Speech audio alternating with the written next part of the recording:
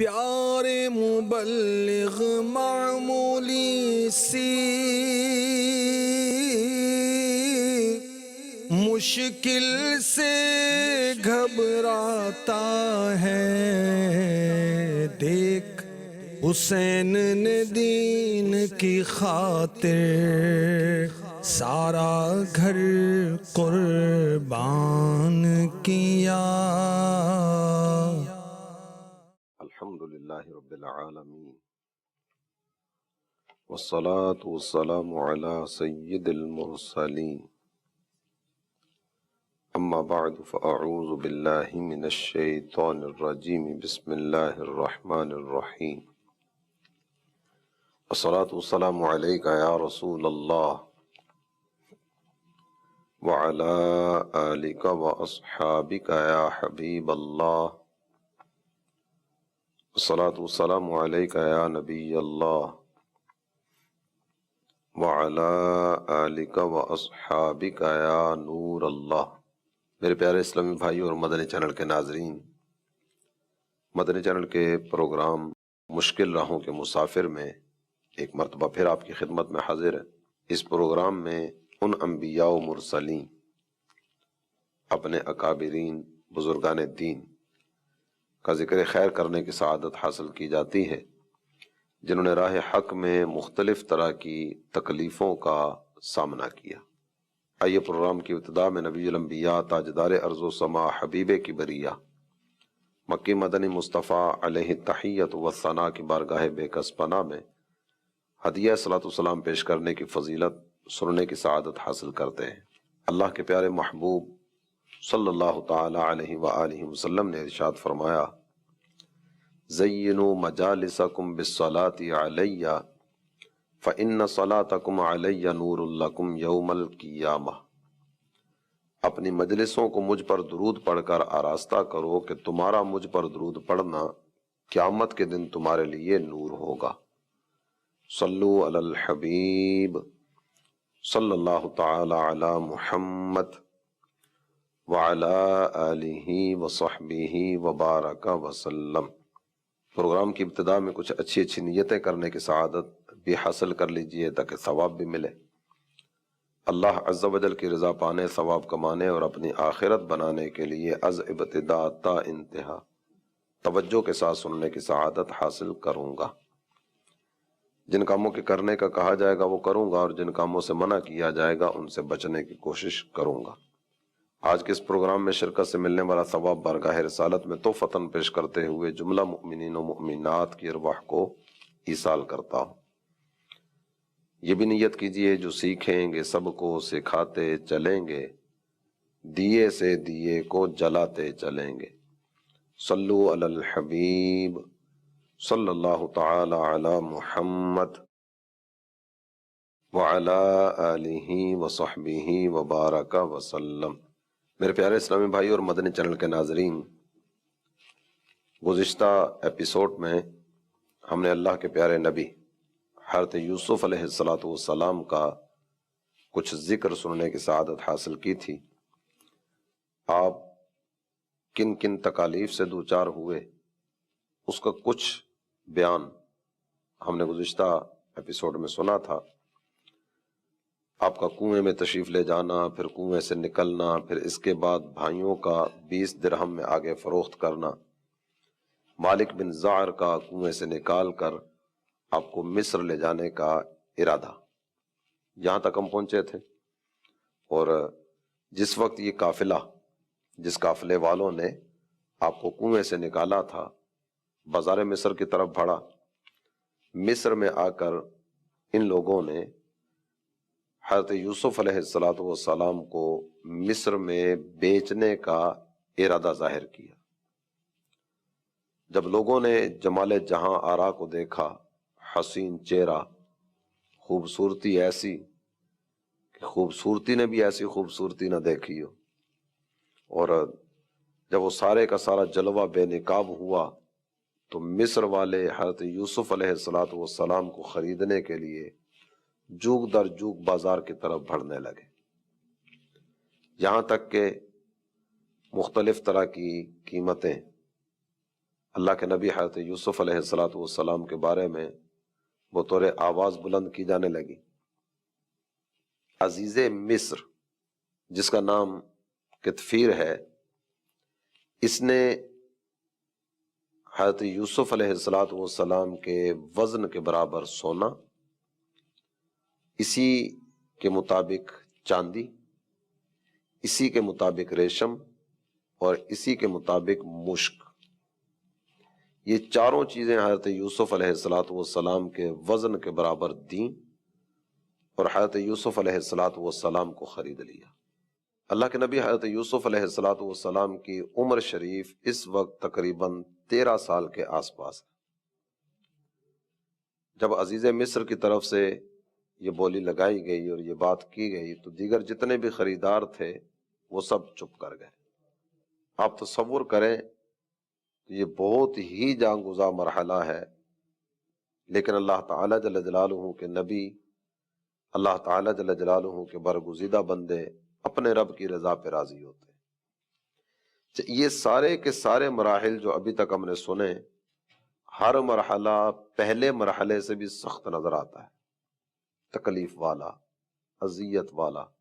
اور اگر ہم اپنی بات کریں تو کہنے کی حد تک تو بیان کرنے والا بیان کر کے گزر جائے گا، سننے والے سن کے گزر جائیں گے، تھوڑی دیر کے لیے یوں کر کے بیٹھ جائیں گے کہ واقعی ایسا بھی ہو سکتا ہے۔ جس کے ساتھ یہ واقعہ گزرتا ہے نا، کرب، اذیت اور تکلیف کا اندازہ اسی کو ہوتا ہے۔ بقیہ تھوڑی دیر کے لیے ورطہ حیرت میں مبتلا ہوں گے، اس کے بعد آگے نکل جائیں گے۔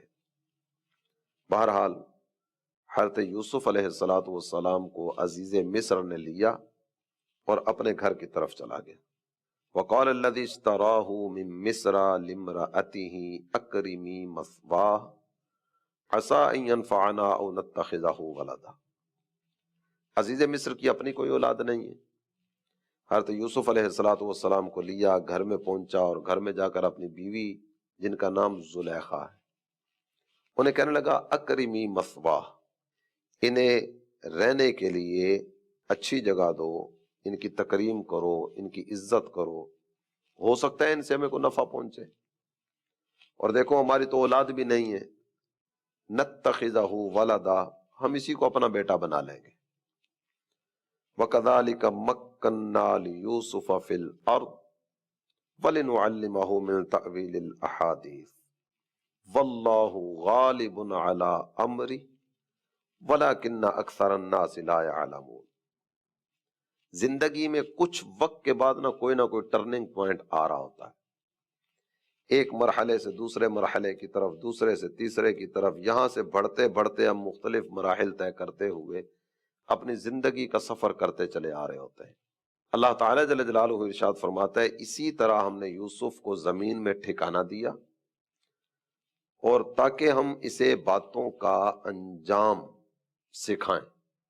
واللہ غالب علی امری، اور اللہ اپنے کام پر غالب ہے۔ لوگوں کو میں سے اکثر کو ان چیزوں کی خبر نہیں ہوتی، بالآخر ہوتا وہی ہے جو تقدیر الہی میں منظور ہوتا ہے۔ میرا رب جو چاہتا ہے وہ کرتا ہے، ما شاء اللہ کان وما لم یشاء لم یکن۔ اللہ جو چاہتا ہے وہی ہوتا ہے، وہ جو نہیں چاہتا وہ نہیں ہوتا۔ میرے پیارے اسلامی بھائی اور مدنی چینل کے ناظرین، یہ دور جس دور کی بات کی جا رہی ہے اس دور میں مصر کے بادشاہ کا نام ریان بن ولید بن نزدان تھا، اور یہ عزیز مصر جن کے نام کے ساتھ ذکر کیا جا رہا ہے کتفیر۔ ریان نے امور سلطنت سارے کے سارے کتفیر کے ذمے کیے ہوئے تھے، اور اسی وجہ سے ان کو عزیز مصر کہا جاتا تھا۔ حضرت یوسف علیہ السلام کو خرید کر اپنے گھر لے جانے والا یہ بھی عزیز مصر ہی ہے۔ اور اس کے بعد کے مراحل اگر دیکھیں نا تو یہاں سے اب اللہ کے نبی حضرت یوسف علیہ السلام ایک نئی آزمائش کی طرف مزید آگے بڑھتے ہیں۔ آزمائشیں مقام قرب کے زینے ہوا کرتے ہیں، اور قدم قدم پر ہر مرحلے میں اللہ تعالی جل جلالہ کی رحمت اپنے بندوں کے شامل حال ہوا کرتی ہے۔ اللہ کے نبی حضرت یوسف علیہ السلام یہیں تشریف فرما ہے۔ وَلَمَّا بَلَغَ أَشُدَّهُ آتَيْنَاهُ حُکْمًا وَعِلْمًا، جب آپ پوری قوت کو پہنچے، یعنی جوانی کی دہلیز کی طرف آپ نے قدم رکھا، ہم نے انہیں حکم اور علم عطا فرمایا۔ اللہ تعالیٰ جل جلالہ کے نبی حضرت یوسف علیہ السلام کی عمر بروایات مختلفہ 20 سال کی ہو چکی۔ 20 سال کی عمر میں اللہ تعالیٰ جل جلالہ نے کمال درجے کے علوم سے آپ کو مالا مال فرمایا۔ آپ عزیز مصر کے گھر میں تشریف فرما ہیں۔ زلیخا جو کہ عزیز مصر کی بیوی ہے، عزیز مصر یہ اپنے کام دھندے کے سلسلے میں گھر کے اندر اس وقت موجود نہیں تھا۔ زلیخا حضرت یوسف علیہ السلام کے جمال جہاں آرا کو دیکھتی ہیں اور دل میں کچھ ارادہ پیدا ہوتا ہے یوسف علیہ السلام سے قربت کا۔ اس کے لیے پورا اہتمام کرنے کی کوشش کی گئی۔ 7 دروازے تھے محل کے اندرونی حصے تک پہنچنے کے، وہ سارے کے سارے دروازے بند کر دیے گئے، اور اس کے بعد زلیخا نے اللہ کے نبی حضرت یوسف علیہ السلام کو دعوت گناہ دی۔ جب یوسف علیہ السلام کو گناہ کی دعوت دی گئی تو آپ کی زبان پر معاذ اللہ یہ کلمات آئے، اللہ کی پناہ۔ ایسا کیسے ہو سکتا ہے کہ اللہ کا نبی اللہ تعالی جل جلالہ کی نافرمانی کی طرف قدم بڑھائے؟ بہرحال دروازے سارے مقفل تھے، دروازے سارے بند کیے گئے تھے۔ حضرت یوسف علیہ السلام ان دروازوں کی طرف تیزی کے ساتھ بڑھے۔ یہاں اللہ تعالی جل جلالہ نے اس واقعے کا ذکر کرتے ہوئے جو کلمات ذکر فرمائے وہ ہیں وَلَقَدْ ہَمَّتْ بِهِ وَهَمَّ بِهَا لَوْلَا أَن رَأَىٰ بُرْهَانَ رَبِّهِ، اس عورت نے یوسف علیہ السلام کا ارادہ کیا، اور یوسف علیہ السلام بھی اس کا ارادہ کرتے اگر وہ اپنے رب کا برہان نہ دیکھ لیتے، رب کی طرف سے دلیل نہ دیکھ لیتے۔ وہ دلیل کیا تھی؟ تفسیر میں مختلف طرح کی باتیں ذکر کی گئیں۔ ایک بات ان میں سے یہ ہے کہ جب زلیخا نے دعوت گناہ دی اللہ کے نبی یوسف علیہ السلام کو، تو آپ نے دیکھا کہ حضرت یعقوب علیہ السلام سامنے تشریف فرما ہے اور اپنے بیٹے کو منع کر رہے ہیں، بیٹے اس کام کی طرف نہ بڑھنا۔ یہ برہان اور یہ دلیل تھی من جانب اللہ، جس کو دیکھنے کے بعد یوسف علیہ السلام دروازوں کی طرف تیزی کے ساتھ بڑھے۔ جب آپ دروازوں کی طرف بڑھتے چلے گئے، اللہ کی قدرت دیکھیے، دروازے کھلتے چلے گئے۔ دروازے مقفل تھے، بند دروازے تھے، اور بڑے اہتمام کے ساتھ یہ سارا کام کیا جا رہا تھا۔ حضرت یوسف علیہ السلام دروازوں کی طرف بڑھتے چلے جا رہے ہیں، زلیخا پیچھا کرتے ہوئے آپ کے قریب آتی چلی جا رہی ہے، یہاں تک کہ آخری دروازے کے قریب آئے۔ زلیخا نے پیچھے سے قمیض پکڑی، حضرت یوسف علیہ السلام تیزی کے ساتھ آگے بڑھے، آپ نکلنے میں غالب آ گئے، آپ دروازے کے باہر کی طرف نکل گئے، آپ کی قمیض پیچھے سے پھٹ گئی۔ جب باہر پہنچتے ہیں تو سامنے عزیز مصر بھی موجود ہے۔ جب زلیخا نے اپنے شوہر کو سامنے دیکھا تو اب اپنے آپ کو اس ساری کی ساری کیفیت سے بچانے کے لیے، تاکہ شوہر کے دل میں میرے بارے میں کوئی بات نہ آئے، فوراً زبان پر جو جملہ آیا، کہنے لگی ما جزاء من اراد باہلک سوءا، اس آدمی کی سزا کیا ہونی چاہیے جو اپنے مالک کے گھر میں برائی کا ارادہ کرے؟ جس گھر میں رہ رہا ہے اسی گھر میں جو برائی کا ارادہ کرے، اس کی جزا، اس کی سزا کیا ہونی چاہیے؟ اور دل میں چونکہ محبت بھی تھی اور تھوڑا سا تصور بھی تھا کہ عزیز مصر نے اگر سزا زیادہ سنا دی تو ساتھ ہی پھر خود ہی سزا کا بھی ذکر کر دیا، الا ان یسجن او عذاب علیم، کہ یا تو اس کی سزا یہ ہونی چاہیے کہ اس کو قید خانے میں ڈال دیا جائے، یا کوئی اور تکلیف دہ کام کیا جائے، اذیت رسانی کا سامان کیا جائے۔ حضرت یوسف علیہ السلام آپ چونکہ اس فعل بد سے بری ہیں، نبی معصوم عن الخطا ہوتا ہے، نبی سے تو تصور بھی نہیں کیا جا سکتا نا کہ نبی اپنے رب کی نافرمانی کرے گا۔ جب آپ نے عزیز مصر کو دیکھا تو اپنے بارے میں آپ نے بات ذکر فرمائی کہ اللہ تعالیٰ جل جلالہ کا کرم ہے، میں نے ایسا کوئی ارادہ کیے ہی نہیں، اس فعل بد کے ارتکاب کا تصور بھی میں تو نہیں کر سکتا۔ جب آپ نے یہ بات ذکر فرمائی، اس کے بعد اگلے معاملات کی طرف اگر ہم پڑھیں تو حضرت یوسف علیہ السلام نے عزیز مصر کے سامنے اپنی برات کا اظہار کرتے ہوئے یہ بات ذکر فرمائی کہ دیکھو تم جیسے چاہو اطمینان کر لو، میرا قطعاً کوئی اس طرح کا ارادہ نہیں تھا اور نہ ہی میں نے اس کا پیچھا کیا، تیاری کر کے میرے پیچھے آنے والی تو یہ ہے۔ اچھا یہاں اگر تصور کریں نا تو ویسے تو بالکل بدیہی سی بات تھی، بالکل واضح سی بات تھی کہ زلیخا سج دھج کے ساتھ آئی اور یوسف علیہ السلام اپنے عام لباس میں۔ جو ارادہ لے کر آتا ہے نا تیاری کے ساتھ وہ آتا ہے۔ اور دوسری بات، اگر اللہ کے نبی حضرت یوسف علیہ السلام کا کچھ ارادہ ہوتا تو زلیخا آگے بھاگتی، آپ پیچھے بھاگتے، جبکہ یہاں کیفیت یہ تھی حضرت یوسف بھاگ رہے ہیں، زلیخا آپ کا پیچھا کر رہی ہے۔ جس کا ارادہ نہیں ہوتا نا وہ جان چھڑانے کے لیے بھاگ رہا ہوتا ہے، اور جس کا ارادہ ہوتا ہے وہ تو پیچھا کر رہا ہوتا ہے۔ حضرت یوسف علیہ السلام دروازوں سے نکلنے کے لیے دوڑتے چلے آ رہے ہیں اور زلیخا آپ کا پیچھا کرتے ہوئے آ رہی۔ اس کے باوجود آپ ارشاد فرماتے ہیں تم جیسے چاہو صفائی لے لو، جیسے چاہو اطمینان کر لو۔ عزیز مصر کی زبان پر یہ جملہ آتا ہے کہ اس کی کیا صورت ہو سکتی ہے کہ جس سے مجھے اطمینان ہو جائے؟ جناب یوسف علیہ السلام ارشاد فرماتے ہیں اسی گھر میں ایک 4 ماہ کا بچہ بھی ہے، اسے لے آؤ، وہ بچہ گواہی دے گا کہ میں نے کچھ بھی نہیں کیا۔ عزیز مصر کہنے لگا ایسا کیسے ہو سکتا ہے کہ 4 ماہ کا بچہ گواہی دے دے اور وہ بول کر فیصلہ کرے کہ ان میں سے سچا کون ہے اور جھوٹا کون ہے؟ آپ نے ارشاد فرمایا لے کر آؤ، اللہ کے حکم سے وہ بولے گا۔ بچے کو لایا گیا، اس بچے سے جب گفتگو کا سلسلہ ہوا تو اس نے جو کلمات کہے نا وہ کلمات قرآن میں ذکر کیے گئے۔ شہد شاہد من اہلہا ان کان قمیصہ قد من قبل فصدقت وہو من الکاذبین۔ بچہ کہنے لگا قمیص کو دیکھو، اگر قمیص آگے سے پھٹی ہوئی ہے نا تو یہ عورت سچی ہے اور مرد جو ہے اس کی طرف سے درست بات نہیں بیان کی جا رہی۔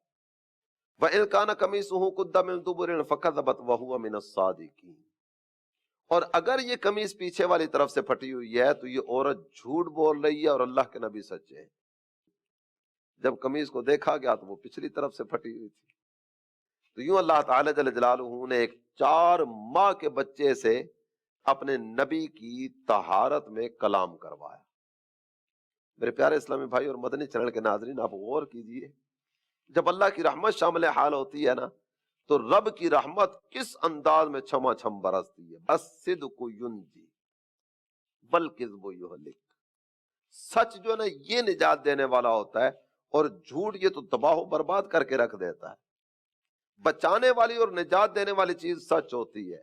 اللہ کے سچے نبی نے سچ بولا اور آپ کی سچائی میں اللہ تعالی جل جلالہ نے ایک 4 ماہ کے بچے سے کلام کروا لیا۔ میرے پیارے اسلامی بھائی اور مدنی چینل کے ناظرین، مختلف طرح کے بچے ہیں جنہوں نے ماضی میں بھی کلام کیا اور مختلف مواقع پر کلام کیا۔ ان کلام کرنے والوں میں یہ 4 ماہ کا بچہ جس نے اللہ کے نبی یوسف علیہ السلام کی گواہی دی، ہمارے آقا صلی اللہ تعالی علیہ وآلہ وسلم کے آپ نے پیدا ہوتے ہی رب کی حمد بیان کی۔ حضرت عیسیٰ علیہ السلام آپ نے بچپنے ہی میں دودھ پینے کی عمر میں اپنی والدہ کی طہارت کی گواہی دی۔ اس کے علاوہ بھی متعدد بچے ایسے ہیں کہ جنہوں نے کم سینی میں کلام کیا۔ لیکن یہاں ایک چیز کی طرف آپ کی توجہ دلانا چاہوں گا۔ حضرت مریم پر الزام لگا، حضرت عیسیٰ بولے۔ حضرت یوسف پر الزام لگا، ایک 4 ماہ کا بچہ بولا۔ یہ 2 چیزیں آپ کے سامنے رکھ کے نا ویسے تو کئی تفصیلی باتیں بیان کی جا سکتی ہیں، لیکن ہمارے اس پروگرام کا وقت اتنا زیادہ نہیں ہوتا کہ تفصیل کی طرف بڑھا جائے۔ یہ 2 چیزیں آپ کے سامنے رکھی۔ اللہ کے نبی حضرت یوسف پر الزام لگا، 4 ماہ کا بچہ کلام کرتا ہے۔ حضرت مریم پر الزام لگا، حضرت عیسیٰ نے دودھ پینے کی عمر میں کلام کیا۔ اور ایک منظر وہ بھی نگاہوں میں لائیے جب ہمارے پیارے آقا صلی اللہ تعالی علیہ وآلہ وسلم کی زوجہ محترمہ، ہم ایمان والوں کی مقدس ماں حضرت سیدہ عائشہ صدیقہ طیبہ طاہرہ رضی اللہ عنہا پر منافقوں نے الزام دھرا۔ یہاں بھی بچہ بلوایا جا سکتا تھا، یہاں بھی کوئی دودھ پیتا بچہ کلام کر کے ہماری ماں کی صداقت اور ان کی طہارت کی گواہی دے سکتا تھا، لیکن اللہ تعالیٰ جل جلالہ نے ہماری امی جان کے لیے کسی دودھ پیتے بچے کی گواہی کو لا کے نہیں رکھا، بلکہ سورہ نور کی کئی ایک آیات مبارکہ حضرت عائشہ کی شان میں نازل فرمائی گئی۔ ہماری امی جان چونکہ نسبت خاص حاصل ہے نبی محترم صلی اللہ تعالی علیہ وآلہ وسلم سے، ہمارے آقا سے جس کو بھی نسبت ہوئی نا اس کا مقام بلند و بالا ہو گیا۔ آپ کی طہارت، آپ کی صفائی میں رب نے آیات قرآنیہ نازل فرمائی تاکہ قیامت تک کوئی ایک بھی ایسا نہ ہو کہ جو ان کی ذات مبارکہ پر تبرہ بازی بک سکے۔ اللہ تعالیٰ جل جلالہ نے ان کو وہ مقام و مرتبہ دیا۔ اعلیٰ حضرت امام اہل سنت کہتے ہیں نا، یعنی ہے سورہ نور جن کی گواہ، ان کی پر نور صورت پہ لاکھوں سلام، لاکھوں سلام ہو ہماری امی جان سیدہ عائشہ صدیقہ طیبہ طاہرہ رضی اللہ تعالیٰ عنہا کی ذات گرامی پر کہ اللہ تعالیٰ نے ان کی طہارت میں آیات قرآنیہ نازل فرمائی۔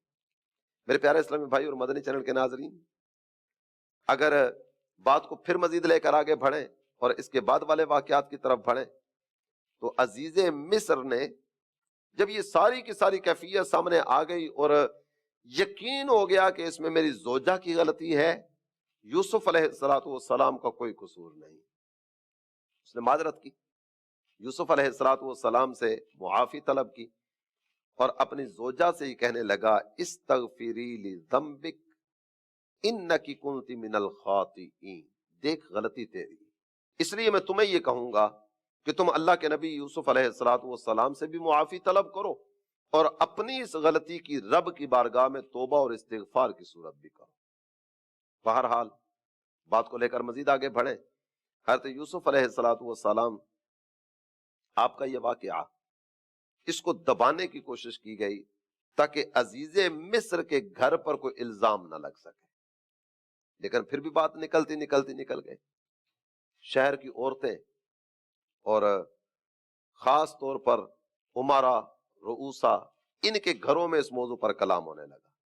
عزیز مصر کی بیوی نے یہ کیا، یوسف علیہ السلام کے ساتھ اس نے بدکاری کا ارادہ کیا۔ جب یہ باتیں چلنے لگیں اور مختلف طرح کی گفتگو لوگوں کی زبان پر آنے لگی تو ایک دن زلیخا نے کچھ عورتوں کو جمع کیا۔ ان عورتوں کی جو تعداد تفسیر کی کتابوں میں ذکر کی جاتی ہے نا وہ ہے 40۔ یہ 40 عورتیں جمع کی گئیں اور زلیخا نے ان کو بلا کر، اشراف مصر کی یہ عورتیں تھیں، ان کو بلا کر ان کے سامنے ساری کہانی رکھی۔ کہنے لگے دیکھو یہ دعوت کا اہتمام کرنے کا مقصد صرف اور صرف یہ ہے کہ تم مجھ پر جو الزام دھرتی ہو نا کہ زلیخا بے راہ روی کی طرف بڑھنے لگی تھی، زلیخا نے یہ کیا، زلیخا نے وہ کیا، تم ایک نظر نا یوسف علیہ السلام کو دیکھ لو۔ اور اس سے پہلے پورا ایک انتظام کیا گیا، ان کے ہاتھ میں پھل دیے گئے، چھریاں وہاں رکھی گئیں اور اس کے بعد یوسف علیہ السلام کی خدمت میں عرض کی گئی کہ آپ یہاں سے گزریں۔ جناب یوسف علیہ السلام نے ابتداءً انکار کیا، لیکن جب ادھر سے اصرار بڑھا تو آپ وہاں سے گزرے۔ جب وہاں سے گزرے نا تو جو کلمات ان کی زبان پر آئے وہ کلمات قرآن نے بیان کیے۔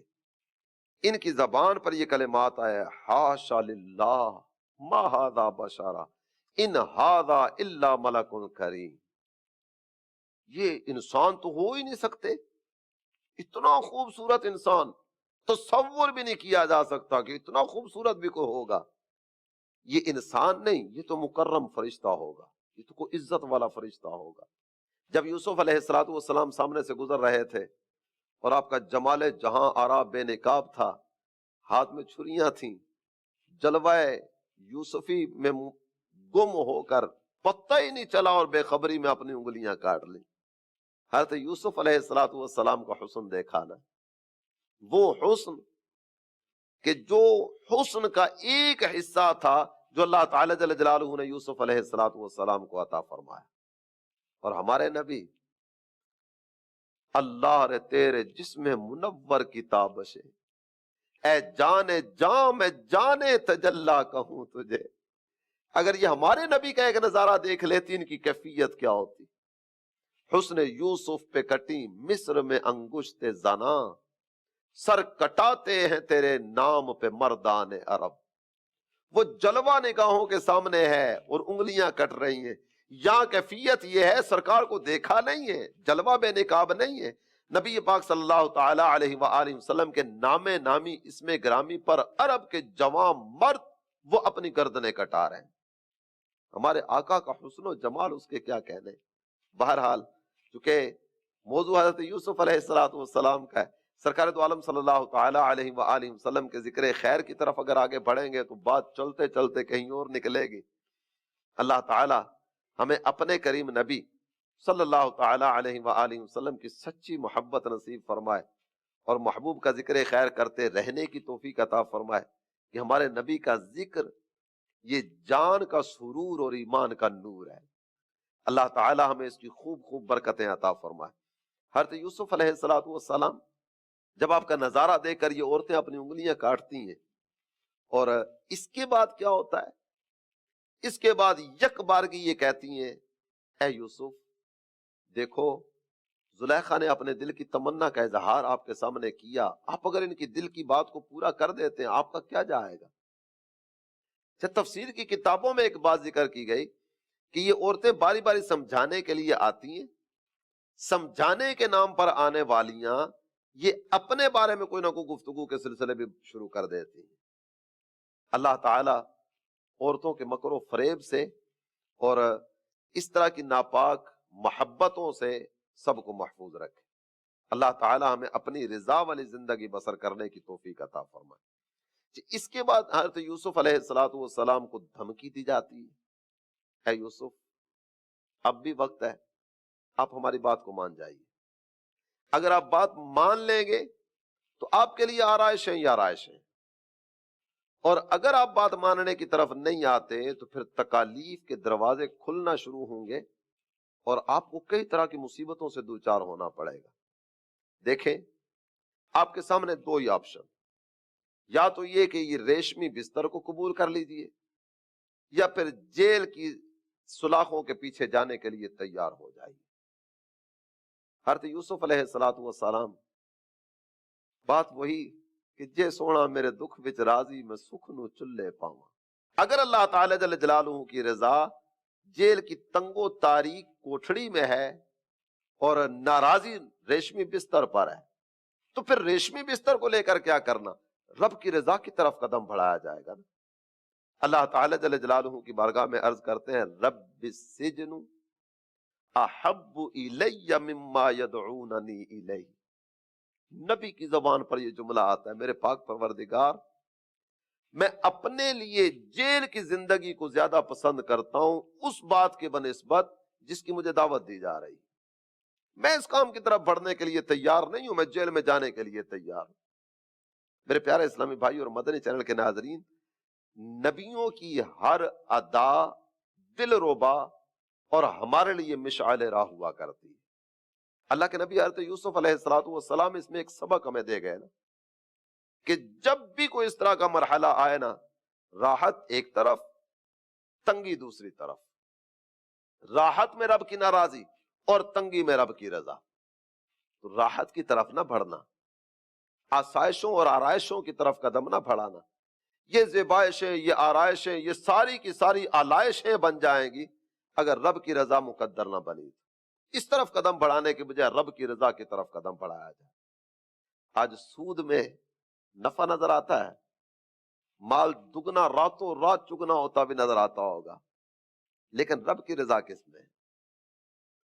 آج یہ سینما ہالوں کی اور رقص و سرود کے اڈوں کی چکا چوند روشنیاں یہ طبیعت کو مائل تو اپنی طرف کرتی ہوں گی, لیکن قبر کی تنگی کا سامان بھی تو بنے گی نا. ہمیں کس طرف نظر دوڑانی ہے, ہمیں کس طرف قدم بڑھانا ہے. حضرت یوسف علیہ السلام ہمیں یہ سبق دے کر گئے, تنگیاں اپنی جگہ, لیکن رب کی رضا اگر تنگی میں ہے نا تو یہ تنگی بھی تمہارے لیے آسانیوں کے دروازے کھولتی چلی جائے گی. یہ تنگو تاریک رستے نظر آنے والے اگر یہ تنگ گلی رب کی رضا کی طرف لے کر جانے کا ذریعہ بنتی ہے تو اس تنگ گلی کے آگے تمہیں وسیع میدان نظر آئے گا. اللہ کی رضا کی طرف بڑھتے چلے جاؤ, اور جس کو تم وسیع رستہ سمجھ کے جا رہے ہو نا نوٹوں کی بارشیں ہونا شروع ہو جائیں گی، آسانیاں اور راحتیں ملنا شروع ہو جائیں گی، یہی تمہیں ایک ایسی بند گلی میں لے کر جائیں گی کہ جہاں سے نکلنے کا اور فرار کا رستہ تمہیں ملے گا ہی نہیں۔ رب السجن احب الی مما یدعوننی الی، میرے پاک پروردگار یہ جیل کی زندگی مجھے زیادہ پسند ہے اس کام سے جس کی مجھے دعوت دی جا رہی ہے۔ میرے پیارے اسلامی بھائی اور مدنی چینل کے ناظرین، کہاں سے حضرت یوسف علیہ السلام کا سفر شروع ہوا، کن کن رستوں سے گزرتے ہوئے آپ آگے کی طرف بڑھتے چلے گئے، اور اس وقت آپ کہاں تشریف فرما ہیں۔ حضرت یوسف علیہ السلام کو جیل میں بھیج دیا گیا۔ یہ درمیان میں بعض باتیں وقت کی تنگی کی وجہ سے چھوڑتا ہوا میں آگے بڑھتا چلا جا رہا ہوں۔ آپ جب جیل میں پہنچتے ہیں وَدَخَلَ مَعَهُ السِّجْنَ فَتَيَانِ، جیل میں دو قیدی اور بھی آ جاتے ہیں۔ ایک قیدی ریان بن ولید بن نزدان جو بادشاہ مصر ہے اس کا ساقی ہے، اور دوسرا اس کا کوک ہے، طباخ، کچن میں کام کرنے والا، جو کہ اس کے لیے کھانا وغیرہ تیار کرتا ہے۔ ایک دن یہ دونوں آئے، ایک کہتا ہے اے یوسف میں نے خواب دیکھا، میں بادشاہ کے لیے نا انگور جمع کر کے نا ان کا شربت تیار کر رہا ہوں۔ دوسرا کہتا ہے انی ارانی احمل فوق رأسی خبزا تأکل الطیر منہ، میں نے روٹیاں تیار کی، روٹیاں میرے سر پر ہیں اور اوپر سے پرندے آ کے نا روٹیاں اٹھا اٹھا کے لے جا رہے ہیں۔ نبئنا بالتأویل، اے یوسف ہمیں اس کی تعبیر تو بتاؤ۔ انا نراک من المحسنین، ہم نے تو تجھے نیک کام کرتے ہی دیکھا ہے۔ حضرت یوسف علیہ السلام کا جیل کا جو معمول ذکر کیا گیا، آپ دن کو روزہ رکھتے، رات کو نوافل ادا کرتے، کسی قیدی کے بارے میں پتہ چلتا وہ اذیت میں ہے، تکلیف میں ہے، آپ اس کی مزاج پرسی کے لیے چلے جاتے، ساتھ والوں کا دھیان رکھتے۔ آپ کے کئی اعمال کی تفصیل تفسیر کی کتابوں میں بیان کی گئی کہ جیل میں آپ کا معمول کس طرح کا تھا۔ حضرت یوسف علیہ السلام نے تعبیر بتائی۔ تعبیر یہ تھی، جس نے شربت بنا کے دیا تھا آپ نے اسے ارشاد فرمایا کہ تو 3 دن میں رہا کر دیا جائے گا، اور دوسرے کو ارشاد فرمایا کہ تجھے پھانسی پہ لٹکا دیا جائے گا۔ جب بعض کتابوں میں نا، یہاں تفسیر کی کتابوں میں اس کے تحت ایک بات ذکر کی گئی، جب یہ تعبیر بتا دی گئی، اب ان کی زبان پر ایک جملہ آتا ہے، کہتے ہیں اے یوسف ہم نے تو کوئی خواب نہیں دیکھا تھا، ہم تو ایسے ہی آپ سے بات کر رہے تھے، خواب میرا کچھ بھی نہیں ہے، ہم نے تو مذاق کیا تھا۔ حضرت یوسف علیہ السلام آپ ارشاد فرماتے ہیں تم نے مذاق کیا ہوگا، لیکن یہاں سے جو نکل گیا وہ نکل گیا، جو کہہ دیا گیا نا اب اسی کے مطابق ہی ہوگا۔ نتیجہ وہی نکلا، ایک کو آزاد کر دیا گیا، دوسرے کو پھانسی پہ لٹکا دیا گیا۔ دونوں پر الزام یہ تھا کہ انہوں نے بادشاہ کے کھانے میں زہر ملانے کی کوشش کی۔ بہرحال اللہ کے نبی حضرت یوسف علیہ السلام کا جو جیل کا عرصہ ہے نا، جیل کا دورانیہ، جرم کچھ بھی نہیں ہے، کیا کچھ بھی نہیں ہے، آپ سارے کا سارا واقعہ سن چکے ہیں نا۔ الزام صرف اور صرف یہ ہے کہ زلیخا پر انہوں نے معاذ اللہ ثم معاذ اللہ بدکاری کے لیے قدم بڑھانے کی کوشش کی۔ اس کی ساری کی ساری تفصیل آج کے بیان میں اختصار کے ساتھ میں نے بیان کرنے کی کوشش کی۔ جو الزام دھرا گیا نا اس کا ثبوت کچھ بھی نہیں ہے، لیکن حضرت یوسف علیہ السلام بروایات مختلفہ تقریباً 12 سال کا عرصہ آپ جیل میں تشریف فرما رہے ہیں۔ 12 سال کا عرصہ، کیسی کیسی آزمائشیں آئیں، لیکن اللہ کے نیک بندوں کا ہر اٹھنے والا قدم مقام قرب کی طرف بڑھتا چلا گیا۔ آزمائشیں اگرچہ آتی ہیں لیکن وردوان من اللہ اکبر، اس چیز کی طرف نظر ہوتی ہے اللہ کی رضا سب سے بڑی۔ میرے پیارے اسلامی بھائی اور مدنی چینل کے ناظرین، آیت قرآنی کا حصہ یہ ہر وقت ہمارے ذہن میں ہونا چاہیے۔ ہمیں جو بھی تکلیف پہنچتی ہے نا، جو بھی راحت ملتی ہے، کچھ بھی ہمیں پہنچتا ہے، یہ وہی ہے جو ہمارے رب نے ہمارے لیے مقدر فرمایا ہے۔ جو اللہ نے لکھا ہوا ہے وہ اللہ کا لکھا ہوا پہنچ کر رہے گا، یہ وہی ہے۔ تو اسی طرف توجہ ہونی چاہیے، اور کیا ہی اچھا ہو کہ یہ ذہن بن جائے کہ میرا رب رحیم ہے، کریم ہے، اکرم الاکرمین ہے، ارحم الراحمین ہے۔ اگر اس کی طرف سے کوئی تکلیف بھی آتی ہے نا، تو یہ تکلیف بھی کئی راحتوں کے دروازے کھولنے کا سبب بنتی ہے۔ میرا رب خود قرآن میں ارشاد فرماتا ہے ان مع العسر یسرا، ہر تنگی کے ساتھ آسانی۔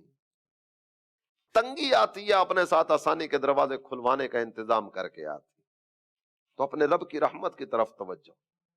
آزمائش آنے پر گھبراہٹ طاری کر لینے کی بجائے اپنے رب کی بندگی بجا لانے کی طرف بڑھنا چاہیے. رب کی بارگاہ کی طرف رجوع بڑھ جانا چاہیے. آپ غور کیجئے، کورٹ کچہری کا مسئلہ ہو، آپ کا تعلق کس کی طرف زیادہ بڑھتا ہے؟ آپ بعض اوقات ایسا ہوتا ہے جو کاروبار دھندا کرنے والے نا، یا کوئی نہ کوئی اس طرح کا کام کاج کرنے والے کہ جس میں کچھ نہ کچھ ویسے یہ اندازہ ہوتا ہے شاید کبھی کورٹ کچہری کا چکر بھی لگانا پڑے. وہ وکیلوں سے رابطے میں رہتا ہے، جج سے رابطے میں رہتا ہے، کوئی نہ کوئی تعلقات بنا کے رکھتا ہے. کہیں بھی حاجت پیش آ گئی نا، یہ تعلق کام آ جائے گا. تجارت کرنے والا منڈیوں سے روابط بنا کے رکھتا ہے. بڑی سطح پر تجارت اگر کرے گا تو دیگر ممالک میں تجارت کو توسیع دینی ہے تو وہاں کے تاجروں سے رابطے میں رہے گا. کہ جس طرف پریشانی آنے کا ڈر ہوتا ہے نا، بندہ اس طرف روابط بڑھانے کی کوشش کرتا ہے. تھوڑی دیر کے لیے توجہ کیجیے، یہ جس بھی جگہ پر پریشانی آئے نا، اس سے تعلق بناؤ، اس سے تعلق بناؤ، ادھر روابط بناؤ، ادھر کو رابطہ نمبر لے لو، وہ اور میل ملاپ کی صورت بناؤ، اس کو کھانے پہ بلا لو، اس کو تحفہ دے دو، اس کو گفٹ دے دو، اس کو فیملی سمیت کسی ہوٹل پہ بلا لیا جائے تاکہ کچھ نہ کچھ روابط مزید بڑھے. یہ اتنے پاپڑ بیلنے پڑتے ہیں نا. اگر بندہ اپنے رب کی بارگاہ سے اپنا تعلق مضبوط کر لے، اللہ کی رحمت کہاں اسے تنہا چھوڑے گی. اللہ کی رحمت سے مالا مال ہوتا چلا جائے گا اور آگے سے آگے بڑھتا چلا جائے گا. ہر مشکل کا حل رحمت الہی، ہر مصیبت سے نکالنے والی ذات اللہ کی. امن یجیب المضطر اذا دعاہ ویکشف السوء. کون ہے وہ ذات کہ جب مصیبتیں چاروں طرف سے گھیر لیتی ہیں تو وہ ذات ان مصیبتوں سے نکال دیتی. شداد بادشاہ کا آپ نے سنا ہوگا. شداد بادشاہ، اس نے ربوبیت و الوہیت کا دعویٰ کیا، باقاعدہ سے جنت تیار کروائی، جنت کی سیر کرنے کے لیے جا رہا تھا. آگے پیچھے پروٹوکول کے لیے فوج موجود تھی اور ٹھیک ٹھاک جمگٹھا لگا ہوا ہے. کسی عام آدمی کو اس طرف بڑھنے کی بھی اجازت نہیں. آج بادشاہ یہ جنت کی سیر کے لیے جا رہا ہے. اتنے میں سے ایک آدمی پھٹے پرانے لباس میں ملبوس، اس نے شاہی سواری کو آگے لگام کو ہاتھ میں لے لیا. بادشاہ نے کہا کون ہو تم؟ وہ جواب دیتے ہوئے کہتا ہے بادشاہ مجھے تجھ سے کوئی بات کرنی ہے، ذرا کان تو نیچے کرو. اب وہ اس کو غصہ آیا. ایک ایسا آدمی جو پھٹے پرانے لباس میں ملبوس ہے، بادشاہ نے آواز لگائی، اس کو روکنے والا کوئی بھی نہیں ہے. وہ جواب دیتے ہوئے کہتا ہے بادشاہ جب میں آ جاتا ہوں نا، مجھے کوئی نہیں روک سکتا، میرا رستہ روکنے کی ہمت کسی میں نہیں ہے. جو ہی وہ جملہ سنا نا تو اس کے پسینے چھوٹنا شروع ہو گئے. جب کان قریب کیا کہنے لگا بتاؤ تم ہو کون؟ جواب دیا میں تو ملک الموت. روح قبض کر لی گئی. اتنے ارمانوں کے ساتھ جنت بنائی تھی لیکن ایک جھلک بھی نہ دیکھ سکا. ربوبیت و الوہیت کی بات کرنے والا تھا، خدائی کا دعویٰ کرنے والا تھا.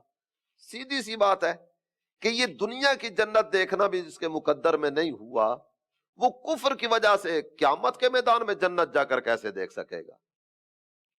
اس کے بارے میں ذکر کیا جاتا ہے، اس کی ولادت جب ہوئی ہے نا شداد بادشاہ کی، اس کی ماں سمندر کے سفر پر تھی. رستے میں طوفان آیا، طوفان کی وجہ سے کشتی ٹوٹ گئی. اس دوران اس کی ولادت ہوئی. والدہ سمندری سفر میں ہی مر گئی، سمندر برد ہو گئی. اور یہ جو شداد بادشاہ نا، یہ ایک تختے کے اوپر تھا. یہ تختہ ہچکولے کھاتا کھاتا یہ کنارے پہ لگا. وہاں سے اس کو کسی نے اٹھایا، اس کی پرورش فرا کی. اور جو یہاں سے نکلنے والا ہے نا، ہم کہتے ہیں نا فیملی بیک گراؤنڈ مضبوط ہونا چاہیے. فیملی بیک گراؤنڈ مضبوط ہو، بندے کے لیے 100 رستے کھلتے ہیں کام کاج کرنے کے لیے. کیا فیملی بیک گراؤنڈ تھا شداد بادشاہ کا؟ کچھ بھی نہیں. اس کی ولادت ہوئی، ماں تو وہی سمندر میں مر گئی، باپ کا پتہ ہی نہیں ہے وہ کہاں تھا. یہ پھٹے کے اوپر ہچکولے کھاتا کھاتا کنارے پہ لگا. اللہ تعالی جل جلالہ کی رحمت نے سہارا دیا، یہ ملک کا بادشاہ بن گیا. جس رب نے اتنا نوازا نا، اس رب کی اطاعت کی طرف نہیں آیا، اس کی فرما برداری کی طرف نہیں آیا، خدائی کا دعویٰ کر کے اپنے لیے جہنم کا سامان کر گئے. تو میرے پیارے اسلامی بھائی اور مدنی چینل کے ناظرین، جب اللہ کی رحمت کے دروازے کھلتے ہیں نا تو رب کی رحمت کہیں بھی اپنے بندے کو بے سہارا نہیں چھوڑتی. بندے کو چاہیے کہ اپنے رب کی بارگاہ میں جھکنے کی عادت بنائے، اپنے رب کی بارگاہ کے ساتھ اپنے تعلق کو مضبوط کر لے. یا ایھا الذین آمنوا اذکروا اللہ ذکرا کثیرا وسبحوہ بکرۃ واصیلا. ایمان والوں کو فرمایا جا رہا ہے اے ایمان والو کثرت کے ساتھ اپنے رب کو یاد کرو، بہت زیادہ اپنے رب کو یاد کرو، اور صبح و شام اس کی تسبیح بیان کرو. منافقوں کا انداز بھی قرآن نے ذکر کیا. منافق جو بھی کام کرے گا نا دکھاوے کے لیے، لوگوں سے واہ واہ چاہنے کے لیے، اور منافق اللہ کے ذکر کی طرف نہیں آئے گا. منافق یاد الہی سے روگردانی کرنے والا ہوتا ہے. ایمان والے کو کہا گیا اے ایمان والو بہت زیادہ اپنے رب کو یاد کیا کرو.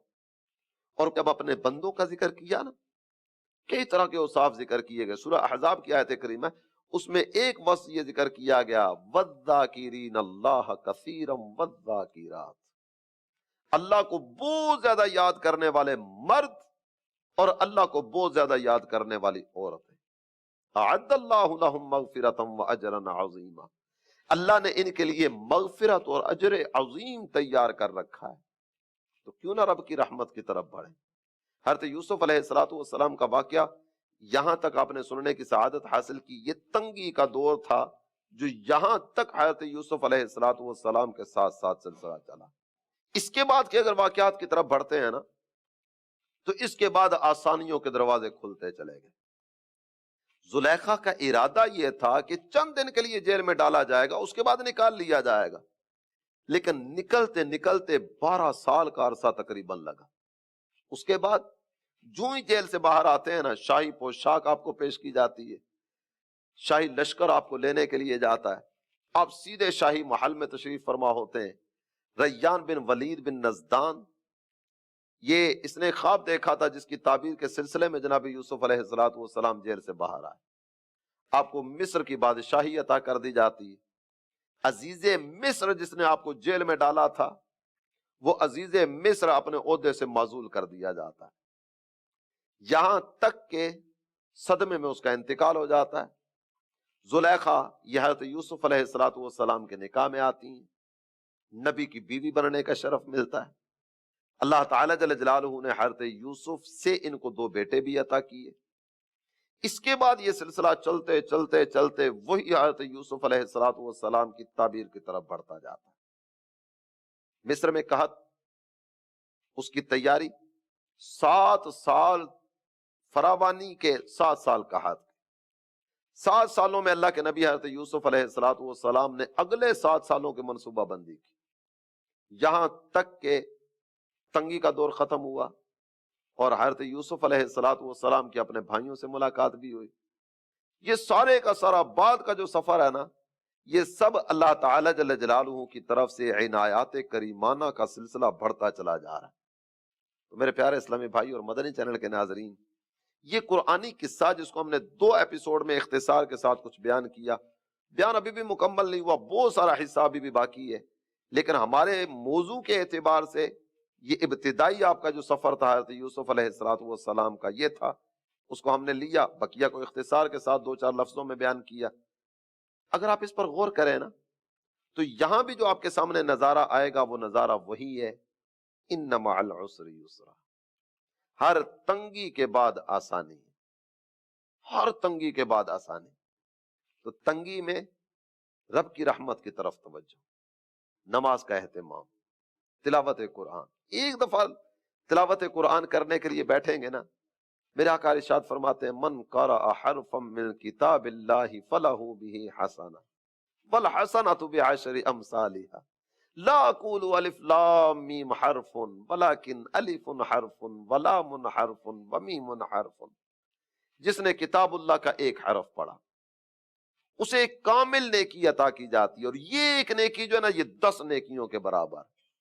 ایک حرف پڑھیں اللہ کی اتنی رحمتیں مقدر میں آئیں گی. تلاوت قرآن کرتے چلے جائیے، رب کی رحمتوں سے حصہ پاتے چلے جائیے. اللہ تعالی ہم سب کو عمل کی توفیق عطا فرمائے. آمین بجاہ النبی الامین صلی اللہ تعالی علیہ وسلم. پیارے مبلغ معمولی سی مشکل سے گھبراتا ہے، دیکھ حسین نے دین کی خاطر سارا گھر قربان کیا۔